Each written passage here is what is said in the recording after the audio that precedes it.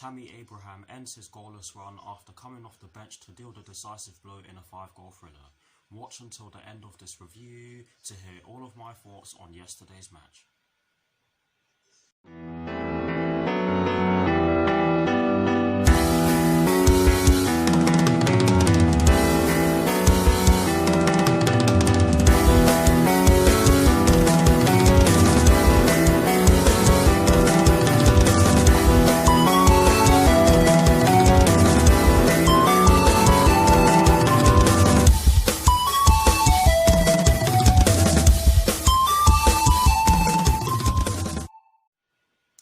Hello people, welcome to my channel, welcome to another video.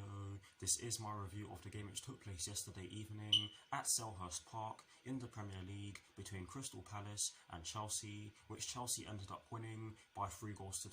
So what I'm going to do for you guys in terms of this review is that firstly, I'll be giving you guys the lineup that Frank Lampard fielded at the start of the match. I'll then be giving you guys my thoughts on the match itself, and as always, I'll be giving you guys the positives and the negatives in which I took from the match, and lastly I'll be giving you guys my thoughts on Chelsea's upcoming Premier League fixture, which will be taking place on Saturday at Bramall Lane against Sheffield United with kickoff at 5:30 PM UK time. So without further ado, let's get straight into this review.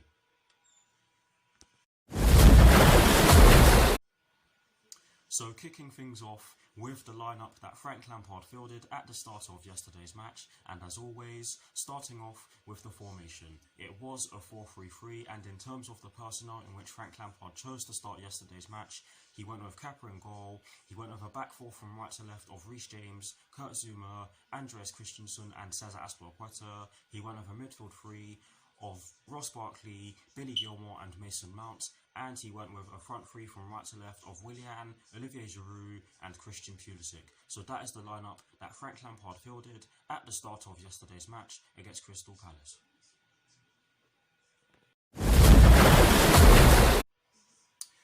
Now for my thoughts on the match itself, and as always, starting off with the first half, and I'm going to be really honest with you guys and say that both sides made a decent start to the match. However, I did feel as though Chelsea were giving the ball away quite cheaply, and we did allow Crystal Palace to attack us because we were giving the ball away very cheaply at times in the first half. I did feel as though we did have some decent chances to attack in the early exchanges of the match, but Crystal Palace were present and they were making it very hard for us to get through them.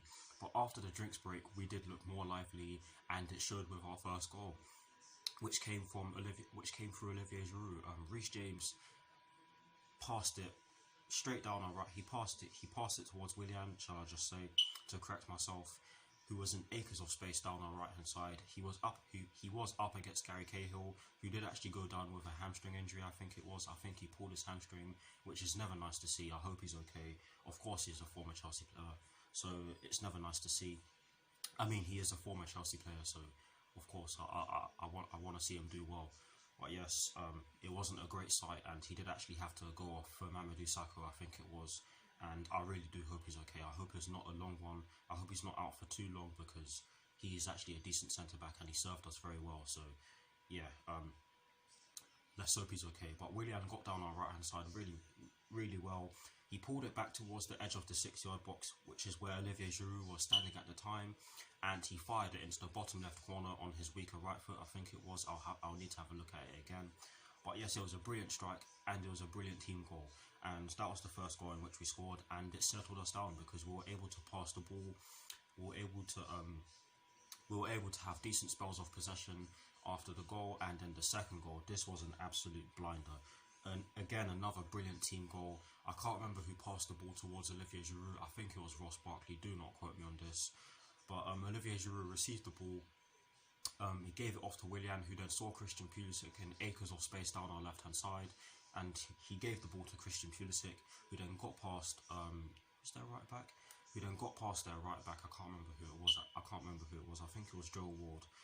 Got past him with ease and fired it into the top left corner with his weaker left foot. I'm not entirely sure if his left foot is his weaker foot, but he fired it into the top left corner with his with his left foot. Sorry for stuttering there. It was an absolutely cracking finish. To keep Vicente Guaita had absolutely no chance of saving it, and Very sorry for stuttering again. And that gave us the 2-0 lead, in which we arguably deserved. I don't necessarily think that Crystal Palace were playing too badly, because they did actually have chances and they did carve us open on quite a few occasions in the first half.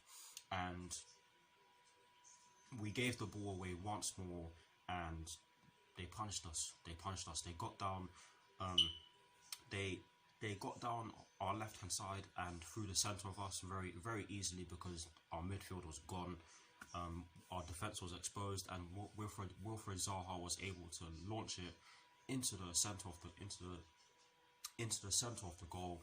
And for me, Kepa should have done better with that. He must have seen that he must have seen that all the way through, as in he must have seen the ball travel all the way, and it literally just went above him, and he didn't even get anywhere near it. He should have done a lot better with that.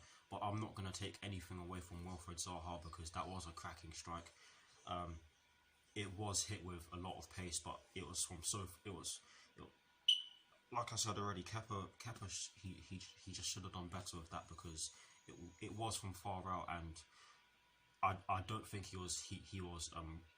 I don't think his line of vision was blocked by any of our players. So for me, he should have done better. That did liven Crystal Palace up, because after that goal was scored, they put a lot of pressure on us.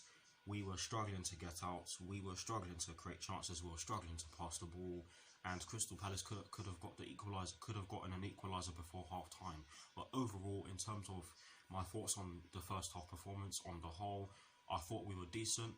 It was just the fact that we were giving the ball away far too cheaply, and we allowed Crystal Palace to get back into the game before half time.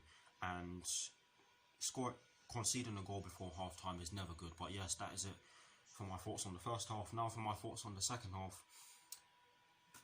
Damn, guys, I have to be honest with you. I felt as though the way the first half ended was also the way the second half started. Crystal Palace were putting Chelsea under a lot of pressure, and they could have gotten the equaliser within the first few minutes of the second half. And I did feel as though Frank Lampard needed to make a change sooner rather than later, because Crystal Palace were continuing to put us under a lot of pressure, and we were not dealing with it very well. We were struggling to get out. We did hit them on a few dangerous counterattacks with varying degrees of success, might I add. But Crystal Palace were just continuing to. It was just attack for them. They just kept coming back. They just kept hitting us on the attack. And luckily, Frank Lampard rung the changes. He brought on Tammy Abraham for Olivier Giroud, Ruben Loftus-Cheek for, I think it was Ross Barkley. Yes, it was Ross Barkley. And later on in the half, he brought on Jorginho for Billy Gilmour. But I'm gonna speak about the first two substitutions in which Frank Lampard made. Ruben Loftus-Cheek brought some energy into our midfield. He brought some power, pace, strength, which I didn't necessarily feel we had in an abundance with the midfielders in which started. Let me rephrase that. I didn't feel as though we had that with Billy Gilmour, Mason Mount, and Ross Barkley. Yes, Ross Barkley is arguably the most powerful out of the three that started, but I felt as though Ruben Loftus-Cheek added more to our midfield. He was able to drive with the ball and cause problems to a tiring Crystal Palace midfield and defence, and it showed with our third goal. He got the ball. I can't remember who passed it off to him, but he got the ball and he had acres of space to drive into, which is what he did, and he did so to a T. And Tammy Abraham was in the half space, I think he was anyways, but Ruben Loftus-Cheek dinked it in towards him, and Tammy Abraham fired it into the bottom left corner on his side, and that gave us our 2-goal lead back. And you'd think that would have given us some breathing space and some time to settle down, but it didn't. It really didn't. Crystal Palace scored within a minute of our third goal, or within a minute of us getting our third goal, and it was through Christian Benteke, who I thought had a decent game, but we really should have defended this a lot better. A few players at fault for this. I'm not going to blame Kepa for this one, because he should have seen his defence do a lot better with this. Reece James should not have let Patrick Van Aanholt and Jordan Ayew get past him, and Kurt Zouma and Andreas Christensen should not have allowed Christian Benteke to have the space in the middle of the box in which he did. But after the goal was scored, again Crystal Palace continued to put us under a lot of pressure, and Frank Lampard brought on Jorginho, and when he brought on Jorginho, I felt we were able to calm down, settle down, we were able to pass the ball around, and we saw the game out. So overall, I'm not going to lie, I thought it was fairly even. I think that a draw would have been a fair result. I think that us winning was harsh on Crystal Palace because I thought they were present throughout the whole 90 minutes. They did cause us so many problems, and on another day they could have drawn the game and even possibly even won the game, shall I say, to correct myself. But overall, decent performance. Not the best. I've seen better, but I've also seen worse. So I'm not going to slate the team for this. But anyways, now moving straight on to the positives and the negatives in which I took from yesterday's match. And as always, starting off with the positives, I've taken two positives from yesterday's match. The first positive in which I took from yesterday's match is the fact that Kurt Zouma was excellent. Bar the second goal, which I do believe was his fault, along with Andreas Christensen's fault and Reece James's fault, I thought Kurt Zouma was excellent. He was arguably our best player on the pitch yesterday evening. He was certainly our best defender, in my opinion. Brilliant tackles, brilliant clearances, last-ditch tackles. That last-ditch tackle in which he performed in the dying seconds of the match to stop, I can't remember who it was. He stopped one of their players from getting through on goal, and that was an absolutely magnificent tackle. And that is a tackle that some of our legends would have been proud of. It was that good. But yes, Kurt Zouma for me was excellent, and he was certainly our best defender yesterday evening. The second positive in which I took from yesterday's match is the fact that we got the job done. We weren't at our best yesterday evening. I think I felt as though we looked a bit tired throughout most of the match, but we got the job done. We got the job done. We got those points, and we're in third place now, thanks to us getting the job done, and thanks to Arsenal not allowing Leicester City to win. I might as well add that in. But yes, those are the two positives in which I took from yesterday's match. Sadly, there always has to be a negative, and whilst I know that we got the job done yesterday evening, I have to admit that we invited far too much pressure and almost dropped the points in which we got from yesterday's win. Like I said already, on another day, Crystal Palace could have won the game so easily because they had chances. I believe they actually had more shots on goal than we did. But like I said, I'm gonna put a positive spin on that. The players will know that they allowed Crystal Palace to put us under a lot of pressure, and like I said enough times already, or like I'll say again, we got the job done, so I'm not going to focus too much on the negative. But yes, that is it for my thoughts on yesterday's match. Please do let me know what your thoughts on yesterday's match are in the comment section below, and as always guys, I will do my very best to respond. Now, to conclude this review, I'm going to give you guys my thoughts on Chelsea's upcoming Premier League fixture, which will be taking place this Saturday at Bramall Lane against Sheffield United, with kickoff at 5:30 PM UK time. This will be a tough test for the Blues, and I can see Frank Lampard changing the formation to counter Sheffield United's system. Sheffield United have used the 3-5-2 to great effect throughout the course of the season, and for the last few years, might I add. They've been using this system for a long time now, and for that reason I do think this will be a tough test for Chelsea. I do think that we can use a 3-4-3 to counter their system, but the Chelsea players will most certainly have to be disciplined, because the tactics that Sheffield United use are unique to them. I've not seen any other team use it. We have to take this game very seriously, like I said in the video where I gave you my thoughts on our running, whilst I was playing Dead Trigger, of course.